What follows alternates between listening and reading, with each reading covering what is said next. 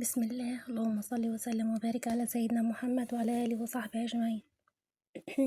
أهلا بكم في قناة المطبخ لعبتي. أول حاجة أنا متشكرة جدا لكل حد قال لي كلمة كويسة أو شجعني، وعمري ما هنسى أي كلمة أنا سمعتها كويسة وخلتني أخد خطوة من قلبي بجد في الموضوع ده، فشكرا لكم بجد من قلبي.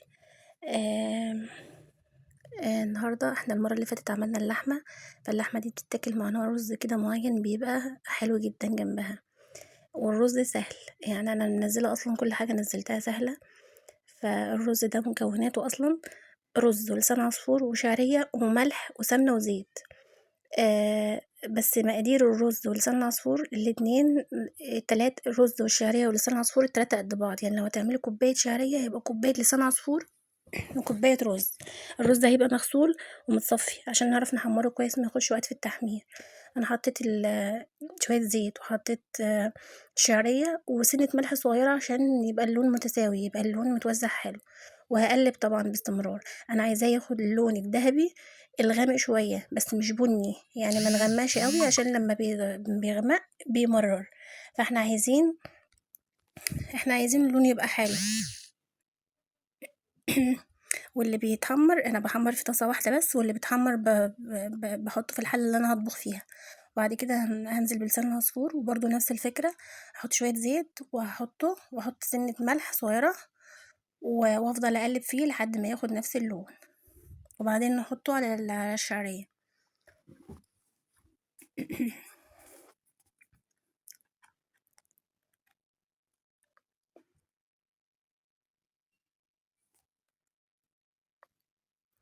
الرز ده لو حد فيكم جربه هيبقى حلو جدا، اللي جربه مني عارف ان هو قد ايه طعمه جميل.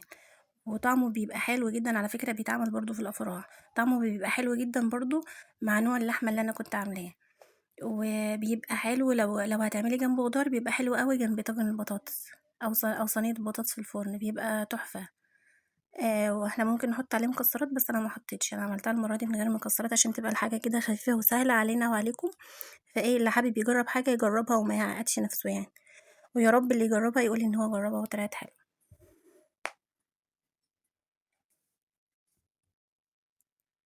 اول ما تاخد لون حلو بنشيلها ونحطها على الشعرية في نفس الحلة اللي احنا هنعمل نسوي فيها الرز. ننزل بقى بالرز.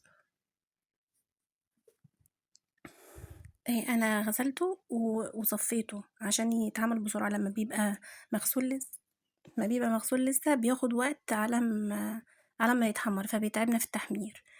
هو المفروض يبقى ناشف اصلا، بس ده رز بلدي مش مغسول فممكن يبقى فيه شوايب او حاجة، فانا غسلته وصفيته عشان يبقى ايه في نفس الوقت نضيف وفي نفس الوقت ناشف، مش مبلول قوي ما يعذبنيش في التعمير. هيدوله لون حلو برضو بس مش هيبقى لون قوي زيهم، وهو ما بيستوي زيهم ما بيبقاش باين يعني، بيبقى كله زي بعضه.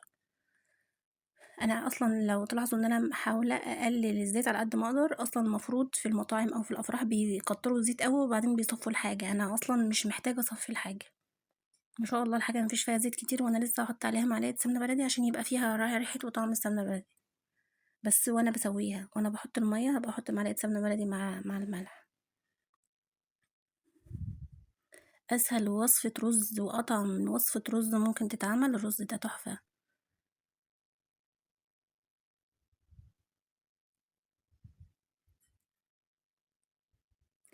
اي حد داقه لما اعمله اي حد يسالني انت عاملاه ازاي، بيبقى عندهم فضول يعرفوا هو معمول ازاي. واي حد شافني وانا بعمله اتعلم وجرب وفعلا حلوه، فعلا حلوه تستاهل التجربه.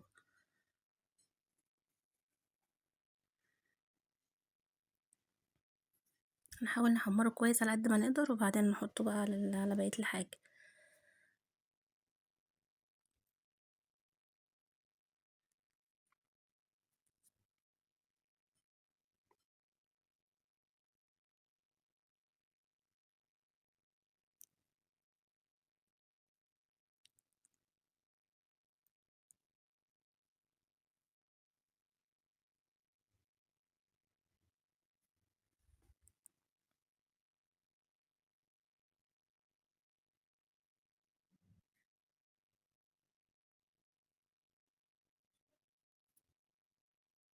حلو كده خلصناه، هنقلب بقى كله في بعضه، نحط رشة ملح، نحط معلقة سمنة بلدي، نقلب كله في بعضه، وكده كده الدهون فيه مش كتيرة، وننزل بالمية.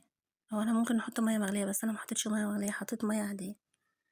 ننزل بقى بالمية العادية اللي احنا بنحطها للرز العادي، هو هيحتاج مية اكتر. بس احنا هنحط المية تدريجي عشان المية ما تزيدش منك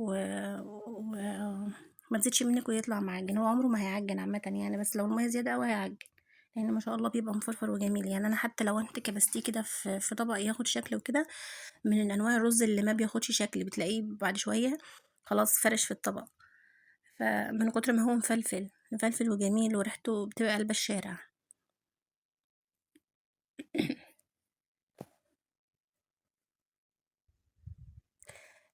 لو انا عملت حاجة وحد جربها ولقاها كويسة يكتب ويعرفني ان هو جربها ولقاها كويسة، ولو حد ينفع يصور التطبيق يعني، يطبق الفكرة ويصورها.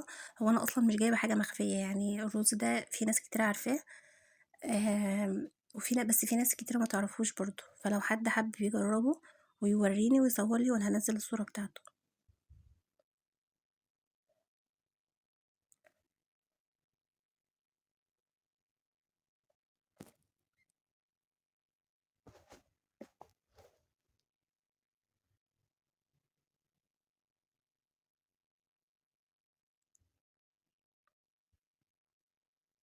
ولو في حد عايز يجرب وصفة مني، يعني عايزني اعمل حاجة معينة، يعرفني. انا في 3 قالوا لي على 3 وصفات انا هعملهم ان شاء الله، بس في حاجات تانية لو في حد ما يتحركش يقولوا لي وانا هعملها عادي يعني. انا مش اشطر منكم، بس يعني انا بسهل الموضوع اكتر يعني.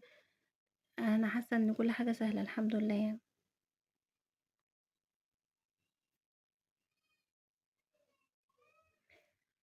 هو أنا باحاول أعمل حاجة متسلسلة يعني. يعني أنا مثلًا عملت مثلًا لحمة، أعمل بعدها حاجة، باحاول أعمل كده يعني، حاجة تمشي معاها. ب ب يعني باخد الفكرة أخلّصها مرّة واحدة. أنا مش عارفة ده مناسب والّا لأ، والّا أعمل عشوائي والّا إيه. لو أنتم الموضوع فارق معاكم حد يعرّفني. يعني لو أنا ماشية كده كويس، اللي هو عملت مثلًا حاجة ومثلًا فراخ مشوية مثلًا ومحشي لحمة ورز، فلو حد لأ شايف إن ده مش مهم عرّفوني.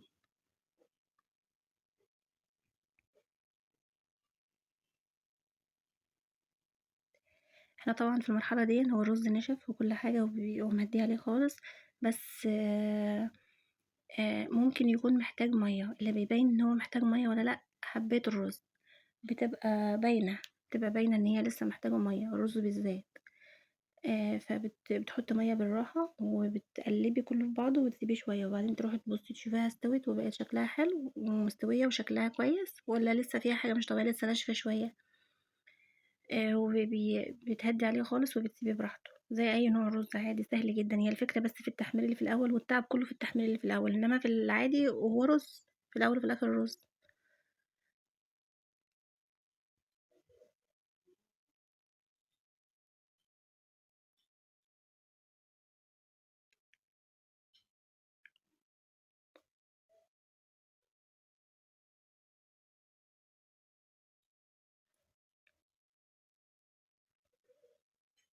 يا ريت اللي ما اشتركش في القناة يدخل ويشترك ويفعّل الجرس بعد إذنكم يعني.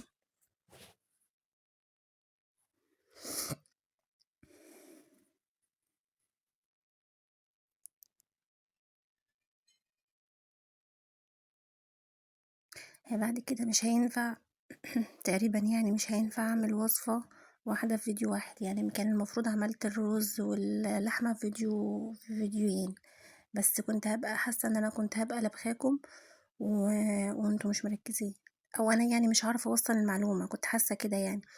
فممكن بعد كده أحط الحاجة في فيديو واحد، أحط الحاجتين مع بعض في فيديو واحد. شكله تحفة وريحته تحفة وطعمه ما شاء الله لا قوة إلا بالله، طعمه تحفة. بجد اللي هيجربه هيعمله ولا هيعتمده على طول.